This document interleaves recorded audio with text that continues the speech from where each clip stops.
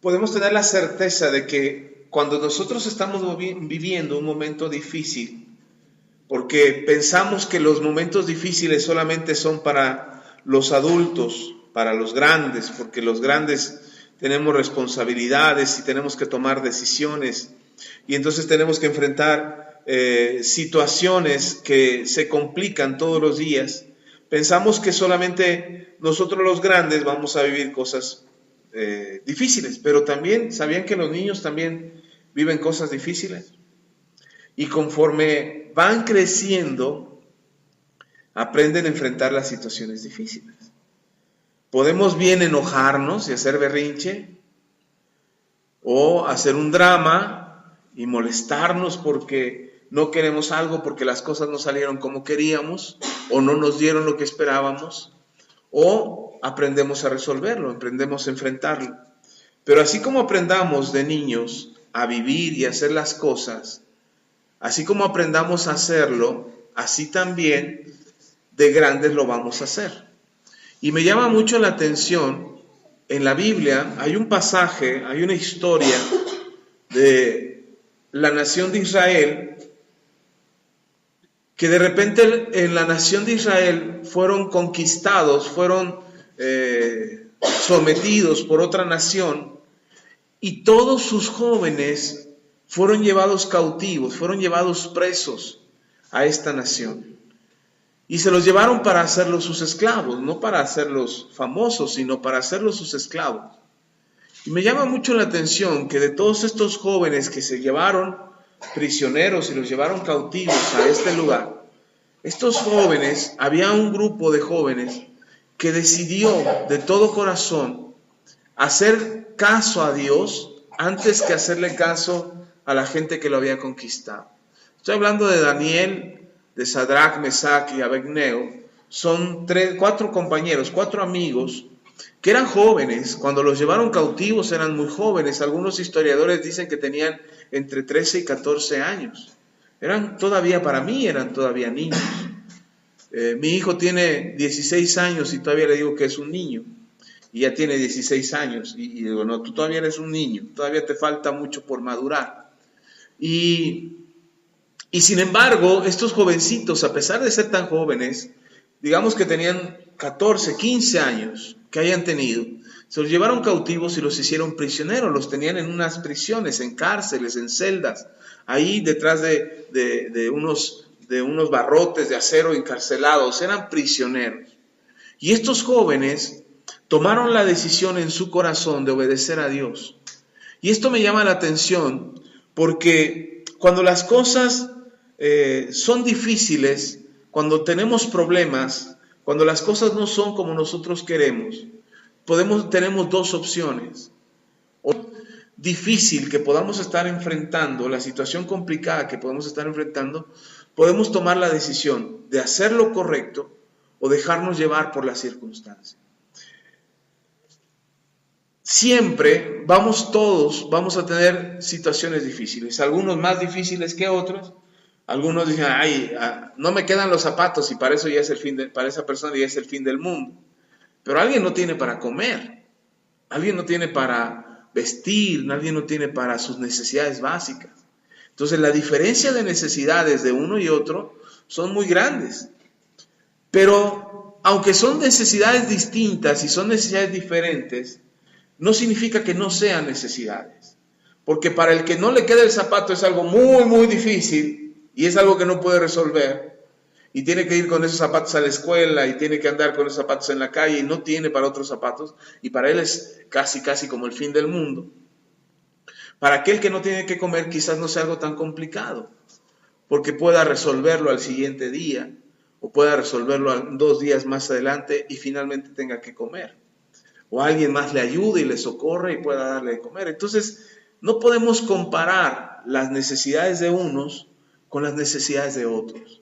Nunca veas la necesidad de uno como más grande que tu necesidad, ni tampoco veas la necesidad de alguien como más pequeña que tu necesidad. No le digas a la gente, es que tu necesidad no es tan grande, o tu problema no es para tanto. No, porque para cada quien su problema es su problema. Y la dimensión del tamaño del problema es de cada persona. Pero para todos aplica la misma regla. Si es grande tu problema o es pequeño tu problema, la regla es la misma. La actitud que tienes para enfrentar tu problema es lo que va a resolver tu problema. Dice la Biblia en Jeremías capítulo 23, versículo 29, para los que anotan la cita, dice la Escritura: no es mi palabra como fuego, declara el Señor, y como martillo que despedaza la roca. Jeremías 23, 29.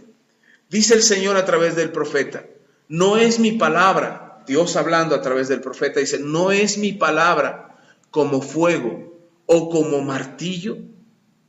Es decir, el ejemplo que está dando el profeta o el ejemplo que está dando Dios de comparar su palabra con fuego, no es que si yo abro la Biblia, cuando yo la abra va a salir fuego, o si necesito prender la estufa traigo la Biblia para que le eche fuego.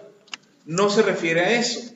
Se refiere que el fuego tiene un efecto, es uno de los elementos naturales, es uno de los elementos que puede afectar la mayor cantidad de elementos en la tierra.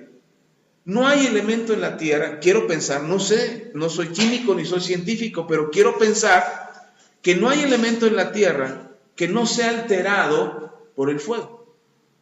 Si pones cualquier elemento de la tierra y lo pones en el fuego, algo le va a pasar a ese elemento. O se va a derretir, o se va a quemar, o se va a prender, o se va a evaporar, dependiendo cuál sea la sustancia o la pieza, el elemento que pongas en el fuego, será el efecto que tenga. Y entonces el Señor compara su palabra, la palabra de Dios, la compara con el fuego y dice: mi palabra es como el fuego. De manera que cuando tú estás en contacto con la palabra de Dios, en algo te va a afectar. Algo va a cambiar tu estado. De alguna manera, la palabra de Dios va a alterar lo que tú eres para convertirlo en otra cosa. Ahora, no lo va a alterar para mal. Es decir, a mí me está chamuscando la palabra y ya me estoy quemando y ya no la aguanto. No. Te va a cambiar la consistencia, va a cambiar tu elemento, va a cambiar tu forma de ver las cosas, va a cambiar tu fortaleza. Me hace pensar, por ejemplo, en el hierro. El hierro, cuando se mete al fuego, se pone al rojo vivo. Y después de haberlo puesto al fuego, cuando lo templan el hierro, cuando lo hacen más fuerte, lo tienen que meter rápido a un líquido, a una sustancia fría, para que, de preferencia, algún tipo de aceite para que no prenda o para que no se dañe, algún elemento que lo pueda enfriar sin perjudicarlo. Pero después de que lo meten al fuego y lo enfrían, ese hierro, ese fierro, se vuelve más fuerte, más resistente. Me hace pensar también en otro elemento, el oro, el metal oro, que es un metal muy valioso. Para que el metal del oro sea valioso, no sé si ustedes saben cómo se extrae el oro de las minas, pero cuando el oro se extrae de las minas, de ahí de donde lo sacan, no sacan las piedritas de oro y dicen: ay, mira, me encontré una piedra de oro. No, lo sacan revuelto con otros elementos, con hierro, con cobre, con ¿cómo se llama el que imita el oro? Alpaca, sí, ese es el que es como el oro, con plata incluso, y sacan el oro, y entonces lo que quieren los que sacaron el oro de la mina es obtener el puro oro. Dicen: yo quiero puro oro, lo demás no me interesa, a lo mejor hay plata, a lo mejor hay hierro, pero yo no estoy buscando hierro, yo estoy buscando oro. Y entonces lo que hacen con el oro que sale sucio, porque así sale impuro, dicen los mineros, sale impuro el oro, lo que hacen es meterlo en unas vasijas muy grandes, en el crisol, y lo meten ahí y le prenden fuego al crisol. Y entonces el oro se hace líquido, no es sólido, se vuelve líquido, y toda la basura, toda la mugre, todo lo que no es oro, sube a la parte superior de ese líquido, y se ve como cuando hace caldo de pollo y se enfría y se hace una capa de grasa arriba, o caldo de res y se hace una grasa de capa arriba. Así se pone toda esa porquería, toda esa suciedad que tiene el oro, y sale a la parte de arriba. Y entonces lo que hacen es quitar toda esa suciedad y vertirlo en recipientes, y entonces el oro ya es oro, ya no tiene otros elementos, pero todavía no es tan puro. Y entonces lo que vuelven a hacer es volverlo a meter al fuego. Y otra vez vuelven a meterlo al fuego porque todavía se quedaron otros minerales, otros elementos ahí se quedaron con el oro que no salieron hasta arriba en la primera fundición que hicieron. La primera vez que lo derritieron no salió hasta arriba y lo vuelven a fundir y vuelve a salir todo lo que no es oro. Entonces, entre más veces se funde el oro y se lleva al fuego más veces, más puro es.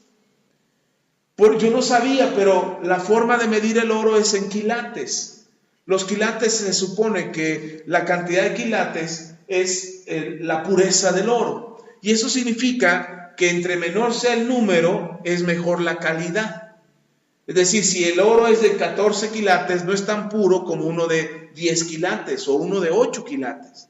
Porque la medida es la cantidad de impurezas que ese oro tiene.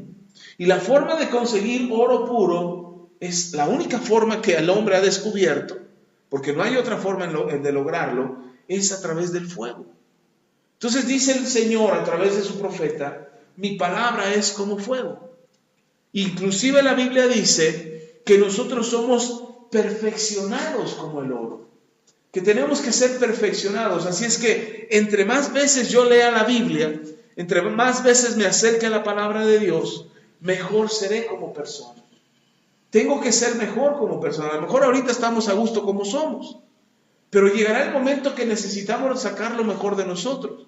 Por ejemplo, cuando te vuelves papá o te vuelves mamá, las responsabilidades cambian. Y si antes éramos desentendidos, desobligados, desinteresados, irresponsables, cuando nos volvemos papás, eso tiene que cambiar, porque si no vamos a ser papás irresponsables que no vamos a ver por las necesidades de nuestros hijos. Y hay quienes a través de las pruebas y a través de las dificultades se vuelven responsables de sus hijos. Y entonces uno puede decir, pero yo no soy papá, a mí no me interesa de eso todavía. Ok, pero tenemos que aprender siempre que la mejor forma de ser un buen padre es a través de conocer la palabra de Dios, porque eso es como fuego que te perfecciona. ¿Sí están conmigo? Y así como esposo, como hijos también, tenemos que conocer la palabra de Dios, porque como hijos nos enseñan qué debemos de ser, cómo debemos de ser con nuestros padres. De repente a los hijos les decimos, obedezcan. Y los hijos dicen, ay no, ¿por qué? Pero si tú lees la Biblia, te das cuenta, la Biblia te enseña que obedecer te bendice, que obedecer te ayuda, que obedecer hace que Dios te respalde, que obedecer hace que te vaya bien y seas prosperado en toda tu vida. Entonces, ¿dónde aprendemos eso? En la Biblia. Entonces, siempre que estamos en contacto con la Biblia, será como estar en contacto con el fuego. Algo va a pasar en nosotros, en algo nos va a cambiar, en algo nos va a hacer mejores. Vamos a ser mejores personas, mejores hijos, mejores padres, mejores esposos, mejores esposas, mejores estudiantes, mejores en lo que hacemos, incluso mejores ciudadanos de nuestro país. Tenemos que estar en contacto con la palabra de Dios. Y esa palabra de Dios es la que nos va a ayudar a ser mejores. Ahora, no nos gusta el fuego. Si tú metes la mano directa al fuego, te quemas. Pero también el fuego puede hacer que te comas una comida calientita. Entonces depende cómo lo veas y depende cómo entiendas la palabra y cuánto interés tengas por la palabra de Dios, es el efecto que va a tener en tu vida. Si bien el fuego puede quemar todo un bosque y destruir todo un bosque, también el fuego puede darle calorcito a aquel que está pasando frío. Entonces, la palabra de Dios, mucha gente dice que la palabra de Dios no es verdad, no es cierto, no sirve, es para religiosos. Pero si ustedes leen la Biblia, y sobre todo los pequeñitos, empiezan desde pequeños a leer la Biblia, y empiezan a leer lo que dice, y a aprender lo que dice, sus vidas van a cambiar, y van a cambiar para bien. Ahora, los que ya estamos grandes decimos, yo ya para qué cambio. No, todavía mientras estemos vivos necesitamos cambiar. Entonces necesitamos estar en contacto con este fuego que va a mejorar nuestra condición de vida. Amén. Pero luego también dice en Jeremías que la palabra de Dios es como un martillo. Ahora, un martillo es una herramienta. Yo en mi casa tengo 5 martillos y no tengo 5 manos. pero cada martillo le doy un uso distinto y me sirven los 5. Y de repente agarro uno y luego agarro el otro y necesito sacar un clavo y agarro uno que tiene una mejor cuña y de repente quiero clavar más preciso y agarro uno chiquito y ahí estoy usando esos martillos. Todos me son útiles, todos son herramientas de trabajo, pero ninguno de ellos sirve por sí solo. Es decir, si yo tengo un martillo ahí en la mesa de trabajo y tengo un clavo y le digo al martillo, agarra el clavo y clávalo, ¿lo va a hacer el martillo? El martillo va a sacar la lengua y dice, hazlo tú. Porque el martillo tiene que, ¿cómo dije que era? ¿Que era una qué? Herramienta. Siendo una herramienta, facilita el trabajo. Yo no puedo clavar un clavo con mis dedos o con mis manos o con la cabeza. Me voy a lastimar.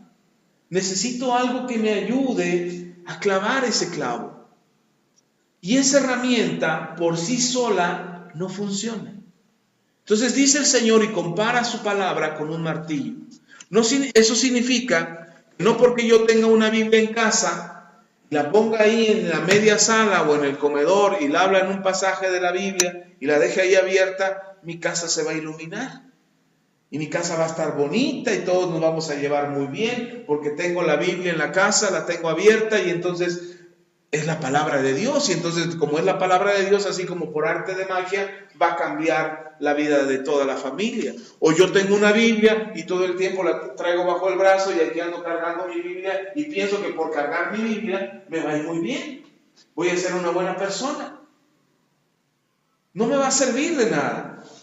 La Biblia, la palabra de Dios, dice el Señor, es como una herramienta, es como un martillo. Lo tienes que usar para darle utilidad. Tienes que usar la palabra para que te sea útil, para cambiar tus circunstancias, para cambiar tu vida, para cambiar tus problemas. Tienes que tomar la palabra y usarla. Ahora, ¿cómo usamos la Biblia? No es que yo voy a agarrar la Biblia, voy a agarrar el clavo y voy a empezar a clavar con la Biblia. No, yo voy a leer lo que dice aquí y voy a hacer lo que dice aquí. Así es como funciona la Biblia como una herramienta. Cuando yo hago lo que la Biblia está escrita, estoy usando la herramienta que necesito para mi vida, para cambiar mi vida, para orar, para buscar a Dios, para tratar mejor a las personas, para saber qué decisiones tomar, para saber cómo tengo que vivir. La Biblia es esa herramienta. Entonces, si bien Dios dice, mi palabra es fuego y mi palabra es como un martillo, tenemos que entender que el martillo es la herramienta que yo puedo usar para mi bien, para mi beneficio, para aprender a ser mejor, para cambiar mi vida, para construir mi vida con esa herramienta que Dios me ha dado, que es la palabra de Dios. Y también es fuego que puede cambiar la condición en la que yo estoy, que puede hacerme mejor como persona. ¿Sí estamos aquí? Ok, así de poderosa es la palabra de Dios. Ese es el efecto que puede tener la palabra de Dios en tu vida. Puede cambiar tu vida para bien, puede ayudarte a ser mejor, puedes tener éxito como persona y tener una mejor condición de vida. De repente creemos que la situación en la que vivimos es la que ya nos tocó vivir. Y ya, ni modo, te amuelas. Así es como te tocó, así es como vas a vivir, así es como vas a ser siempre. Leía hace unos días atrás, leía un reportaje de una actriz mexicana que está nominada a ganar un Oscar, que se ha vuelto un escándalo, se ha vuelto un tema de conversación en el internet, en las redes sociales, en la televisión, acerca de este premio que está a punto de recibir por una película que realizó con un director mexicano también, Alfonso Cuarón, que ya antes ha ganado un Oscar y que ahora está nominada a su película también a ganar un Oscar. Y han criticado mucho, para bien y para mal, a esta actriz mexicana que se llama Yalitza Aparicio, me parece, que la han criticado mucho porque tiene ella rasgos indígenas, de rasgos de raza indígena. Y la han criticado mucho que como ella va a ganar un Oscar, que no se lo merece, que sí se lo merece, y se ha vuelto un tema de conversación y de discusión en muchos ámbitos sociales. Tan es así que ahorita estoy hablando de ella. Pero lo que me llamó la atención es lo que ella dice. Alguna vez la entrevistaron en un medio de comunicación, una revista me parece, y le hicieron una entrevista y ella le preguntaba, ¿y cómo te sientes de que la gente te critique por estar donde estás? Por haber logrado este mérito. Y ella dice, es que lo que la gente no entiende es que cada uno de nosotros tenemos la capacidad de cambiar nuestra historia. Y yo decidí cambiar la mía. Así es que no es la situación en la que vivimos lo que determina qué tipo de vida vamos a vivir, sino la decisión que tomamos de vivir mejor cada día, de cambiar para bien, de saber cómo somos y cómo podemos mejorar como personas. Nosotros podemos tomar la decisión de tener una vida mejor. Y algunos pueden decir, pastor, pero yo no tengo dinero. No importa, no es el dinero el que cambia la situación. Pastor, pero yo no tengo estudios. No importa, no son los estudios. Pastor, pero yo no tengo edad, ya estoy muy viejo. No importa, no es la edad. O soy muy joven. No importa, no es la edad. Creemos que nuestras circunstancias determinan el tipo de vida que nosotros debemos de tener. Pero no es así. Nosotros podemos cambiar nuestras circunstancias y tomar la decisión correcta para que nos vaya mejor. Es nuestra decisión. Dios nos dio la libertad de elegir el tipo de vida que nosotros queremos tener. Por eso a nadie obligamos a venir a la iglesia, ni a nadie obligamos a creer en Dios. Nadie es obligado. No le andamos diciendo a la gente, tienes que venir a Él, y si no vienes y vas. No, no hacemos eso. ¿Por qué no hacemos eso? Porque es una decisión personal y voluntaria de qué tipo de vida quieres tener. Si alguien decide no creer en Dios, es su decisión y nosotros la respetamos. Pero si alguien decide creer en Dios, también es su decisión y también la respetamos, pero además le vamos a ayudar a que esa fe no se pierda, a que esa fe no decaiga, a que él aprenda o ella aprenda a conocer mejor a Dios para que pueda seguir por este camino. Pero no vamos a obligar a nadie. ¿Por qué no obligamos a nadie? Porque ya el mundo nos obliga a vivir de cierta manera. Porque ya el mundo nos dice que si somos pobres, pobres seremos. Que si estamos flacos, flacos seremos. Que si estamos gordos, gordos seremos. Que si estamos feos, feos seremos. Que si estamos guapos, guapos seremos. Y nos dicen 1000 cosas del tipo de vida que nosotros debemos de vivir porque ya nos estereotiparon, ya nos pusieron una etiqueta, ya nos pusieron en un marco y nos dicen así es como tienes que vivir y así vas a vivir. Y entonces si ellos ya nos están obligando a tener un estilo de vida, ¿por qué en la casa de Dios, por qué en la presencia de Dios vamos a obligarles a tener el estilo de vida que Dios les quiere dar? Cuando Dios no nos obliga, ni Dios quiere obligarlos, sino que de manera voluntaria cada quien puede elegir el tipo de vida que quiere tener. Y por eso citaba a esta mujer, a esta actriz, que dice, es que cada quien decide cómo quiere vivir.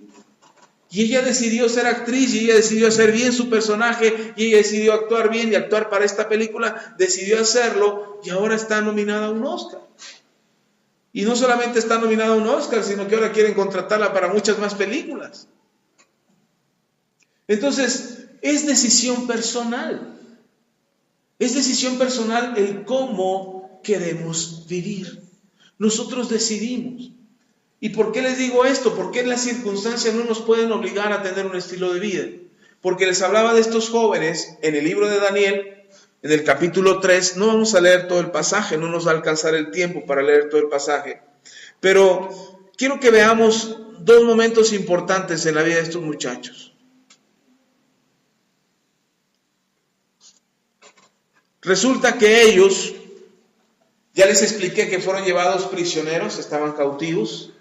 El rey de Babilonia había conquistado la tierra de Israel y había llevado cautivos a estos jóvenes y a muchos más, no solamente a ellos, a muchos más.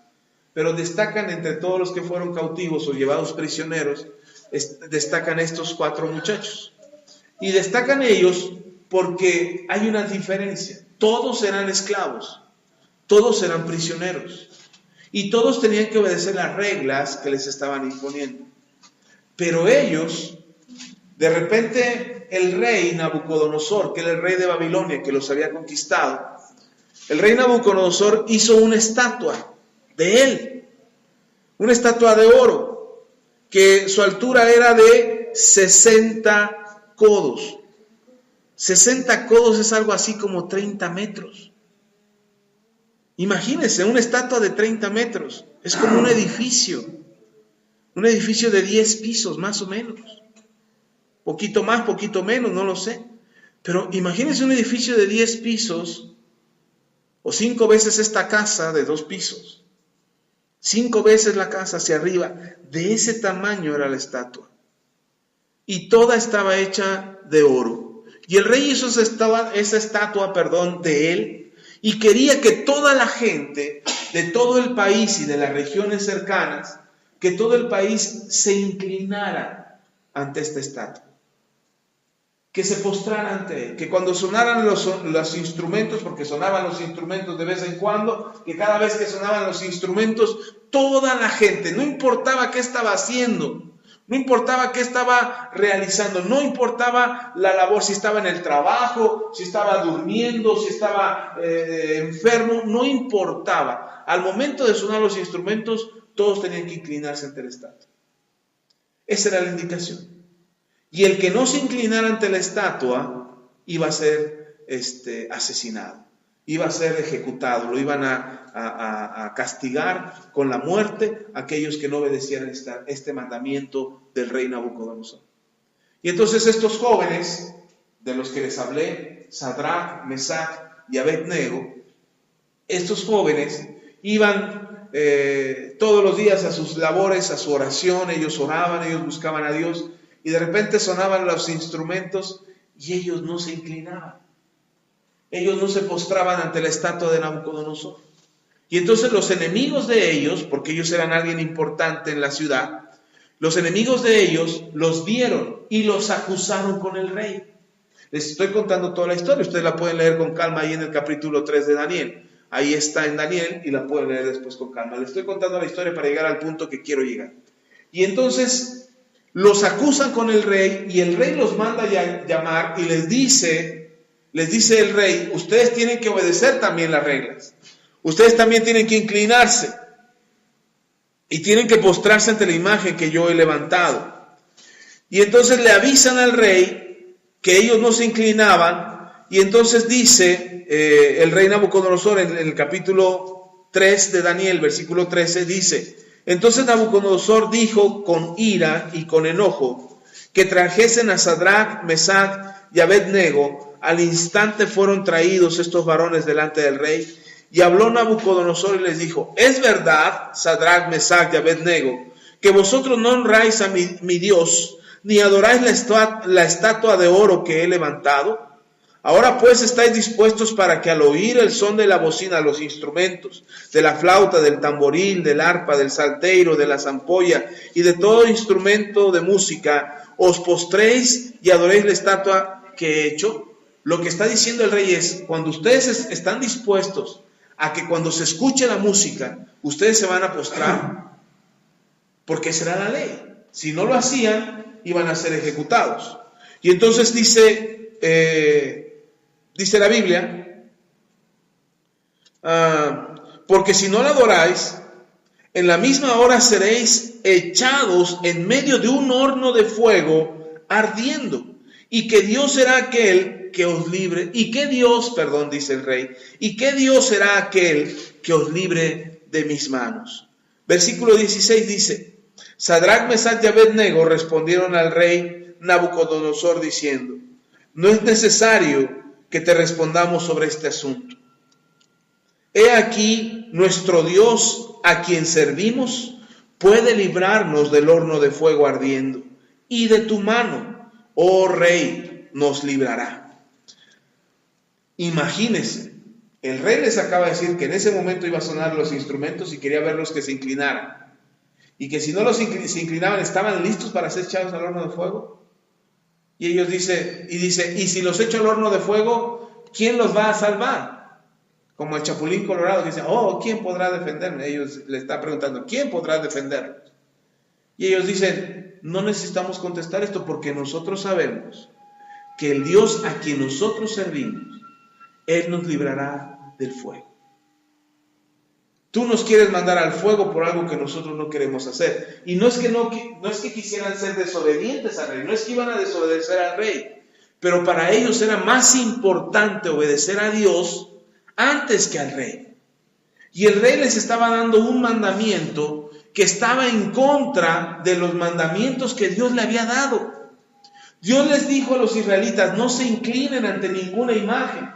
No se inclinen ante ninguna imagen hecha por hombres, no se postren delante de ellos, porque a mí no me gusta.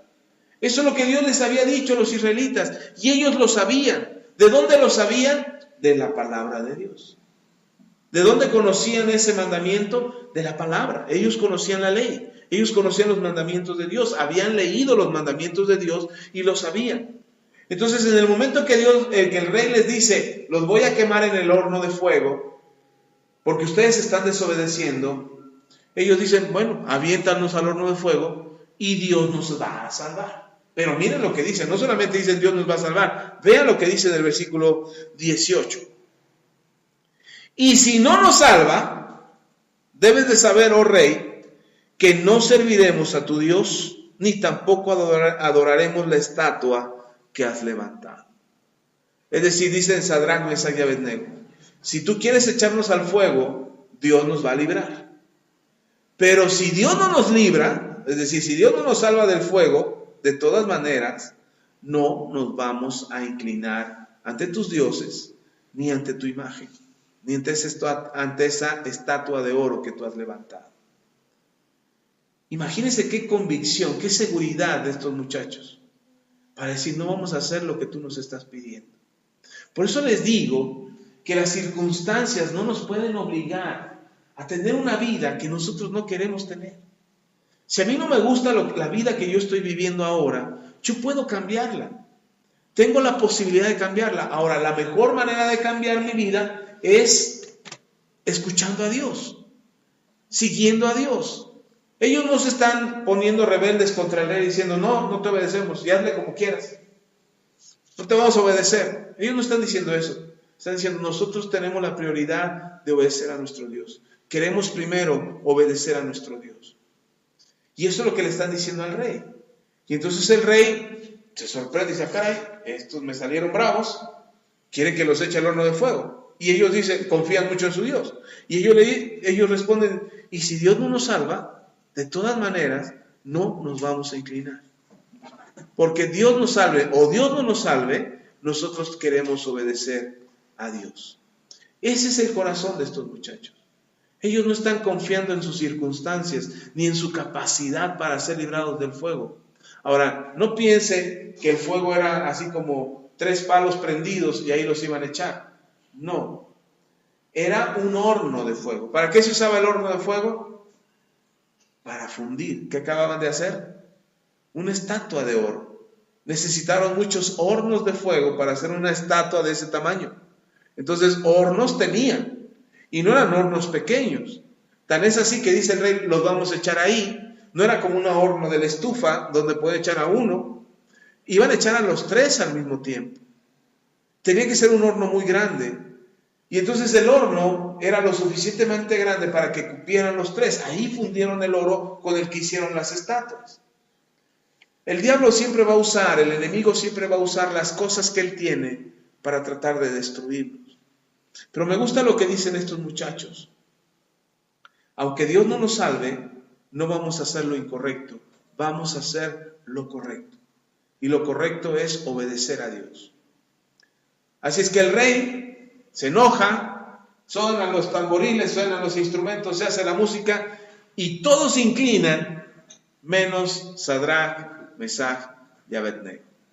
Y entonces los agarran y dice el rey: échenlos al horno de fuego. Ya les sigo contando la historia. Échenlos al horno de fuego. Y antes de que los vayan a echar, dice el rey: y préndanle al horno 7 veces más caliente de lo que normalmente se usa. ¿Qué tan caliente se usa para fundir el oro? ¿Qué tan caliente tiene que estar para fundir el oro? Pues tiene que estar, no creo que es arriba de 400 grados centígrados para poder fundir el oro. Nosotros estamos a 44 grados de temperatura en el día y ya no nos estamos muriendo.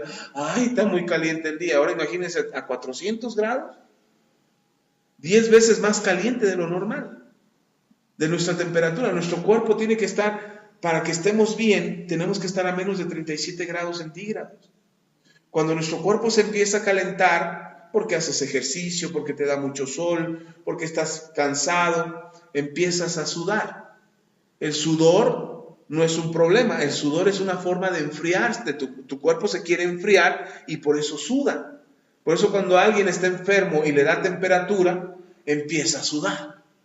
Y está sudando porque el cuerpo se quiere enfriar, y la forma de enfriarse es sacando agua para que el cuerpo se enfríe, porque un cuerpo no puede estar a más de 40 grados centígrados. Dentro del cuerpo puede haber un clima de 44 grados centígrados afuera, pero nosotros no podemos tener una temperatura en nuestro cuerpo de más de 40 grados centígrados, nos morimos. Y entonces, imagínense qué temperatura pusieron el horno para poder echar a Sadrach, Mesach y Abednego. El horno lo prenden muy, muy fuerte. Tan es así que dice la Biblia, cuenta la Biblia, que cuando trajeron a estos 3 muchachos para echarnos al horno de fuego, los guardias, los soldados del rey que trajeron a estos muchachos para echarnos al horno de fuego, al momento de aventarlos, los guardias se quemaron, se prendieron, se hicieron cenizas inmediatamente. O sea, estaba tan caliente eso, como cuando está prendida la estufa y te acercas un poco y se siente el calor. Si lo tocas te quemas, pero nada más te acercas un poco y se siente calor. Tuvimos aquí el horno para hacer el pan, ya va a ser 2 años creo, ya va a ser 2 años que hicimos pan aquí. Y estaban los muchachitos haciendo su pan y los que estaban horneando, yo me acerqué un poco ahí con los que estaban horneando y se sentía el calor. Y era una temperatura, es más, ya habían apagado el fuego, ya nada más era el calor del horno y se sentía cómo pegaba el calor. Imagínense la temperatura que estaba, que los mismos soldados se consumieron, se prendieron y se quemaron. Pero lo interesante de esto, dice, versículo 22, y como la orden del rey era apremiante y lo habían calentado mucho, la llama de fuego mató a aquellos que habían alzado a Sadrach, Mesach y Abednego. Estos 3 varones, Sadrach, Mesach y Abednego, cayeron atados dentro del horno de fuego ardiente. ¿Cómo cayeron? Atados al horno de fuego. Pero si los otros se quemaron, ¿cómo deberían de estar ellos? Chamuscados ya. Pero mire, versículo 24, entonces el rey Nabucodonosor se espantó y se levantó apresuradamente de su asiento donde él estaba mirando el espectáculo de cómo miraba, como no había televisión en aquel entonces, pues todo era en vivo, a él estaba viendo cómo los quemaban y se sorprendió por lo que vio. Dice, se espantó y se levantó apresuradamente y dijo a los de su consejo, ¿no echaron 3 varones atados dentro del fuego? Y ellos respondieron al rey, es verdad, oh rey, o sea, sí es cierto, metimos 3 y estaban atados. El versículo 25 dice, y él dijo, he aquí, yo veo 4 varones sueltos. ¿Cómo estaban ahora? Sueltos, que se pasean en medio del fuego sin sufrir ningún daño. Y el aspecto del cuarto varón, es semejante al Hijo de los dioses. Entonces Nabucodonosor se acercó a la puerta del horno que fue de fuego ardiendo, y dijo, Sadrach, Mesach y Abednego, siervos del Dios Altísimo, salid y venid. Entonces Sadrach, Mesach y Abednego salieron en medio del fuego. ¿Cómo salieron? Caminando. Y el rey lo está viendo y dice, caray, metimos 3, ya hay 4. Y les habla y les dice, Sadrach, Mesach, porque dice, a ellos los echamos. Y los veo que están brincando adentro, que están brincando, y no porque se estuvieran quemando, sino porque estaban danzando con un 4 varón que estaba ahí con ellos. Y el rey los manda hacia afuera, y dice, versículo 27, y se juntaron los sátrapas, los gobernadores, los capitanes y los consejeros del rey para mirar a estos varones cómo el fuego no había tenido poder alguno sobre sus cuerpos, ni aun el cabello de sus cabezas se había quemado. Sus ropas estaban intactas y ni siquiera olor de fuego tenían. Entonces Nabucodonosor dijo: bendito sea el Dios de ellos, de Sadrach, Mesach y Abed-nego, que envió su ángel y libró a sus siervos que confiaron en él, y que no cumplieron el edicto del rey, y entregaron sus cuerpos antes de servir y adorar a otro Dios que a su Dios. Por lo tanto, decreto que todo pueblo, nación o lengua que dijere blasfemia contra el Dios de Sadrach, Mesach y Abed-nego sea descuartizado y su casa convertida en muladar, por cuanto no hay Dios que pueda librar como este Dios. Entonces el rey engrandeció a Sadrach, Mesach y Abed-nego en la provincia de Babilonia. Su historia cambió. ¿Con qué se encontraron? Con el fuego. Era una prueba difícil, era una situación difícil. Pero el fuego de las circunstancias, por más difícil que sea, no se compara con el fuego de Dios. Yo creo, con todo mi corazón, que sin importar cuál sea la situación que estás viviendo, si tú pones tu confianza en Dios y confías en Dios, aunque el diablo diga y el enemigo diga que te va a chamuscar, que te va a quemar, que va a acabar contigo, que se va a acabar tu vida, Dios es el de la última palabra y Él dice no. Si estás conmigo, yo te libero, yo te libro. ¿Cómo estaban los muchachos? Atados. ¿Cómo estaban después? Libres. Así es como Dios nos pone. La situación puede tenernos atados, pero cuando tú vienes a Dios, el fuego de Dios deshace toda atadura. El fuego de Dios consume toda atadura y somos libres. Y después de salir de las circunstancias, a Sadrach, Mesach y Abed-nego, estos tres jóvenes que decidieron honrar a Dios antes que al rey, estos tres jóvenes fueron bendecidos más de lo que ya estaban. Fueron puestos en eminencia, fueron puestos en una mejor condición, fueron exaltados por el mismo rey, porque dijo, contra ellos ni me meto, porque Dios está con ellos, mejor los bendigo para que su Dios me bendiga. Y puedes seguir leyendo el libro de Daniel y encontrará historias muy interesantes, pero a mí me llama mucho la atención cómo estos muchachos se enfrentan al fuego y salen bien librados. Por eso depende de cómo te enfrentes al fuego. ¿Te enfrentas en obediencia, creyendo que la palabra de Dios es ese fuego que te ayuda? ¿O te enfrentas en desobediencia y ese fuego sea un fuego que te consuma? Como a los dos soldados que se quemaron por andar aventando a los muchachos al horno. Vamos a orar. Y espero que Dios pueda poner en sus corazones el deseo y la decisión de su corazón de acercarse a la palabra de Dios y ver que la palabra de Dios es un fuego y es un martillo. Un fuego que te va a ayudar para mejorar tu vida, o un martillo que te va a moldear, que te va a ayudar, que te va a forjar, que será una herramienta en tus manos para bendecirte. Amén. Que Dios les ayude y les bendiga y les dé la sabiduría para hacer lo correcto.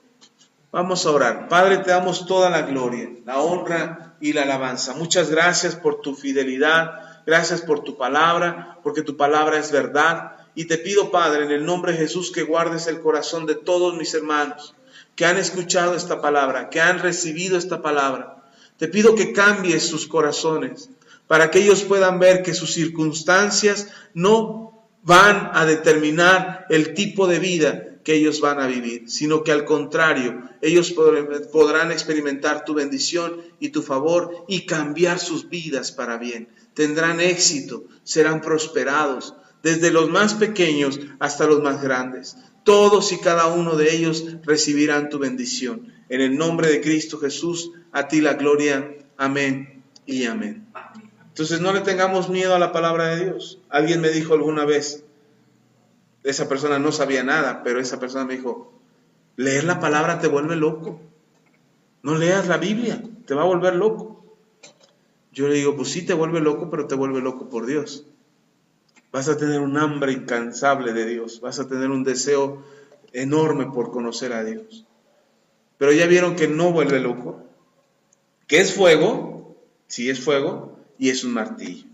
Fuego para mejorar tu vida y un martillo como la herramienta que necesitas para tomar las mejores decisiones. Amén. Amén. Bueno.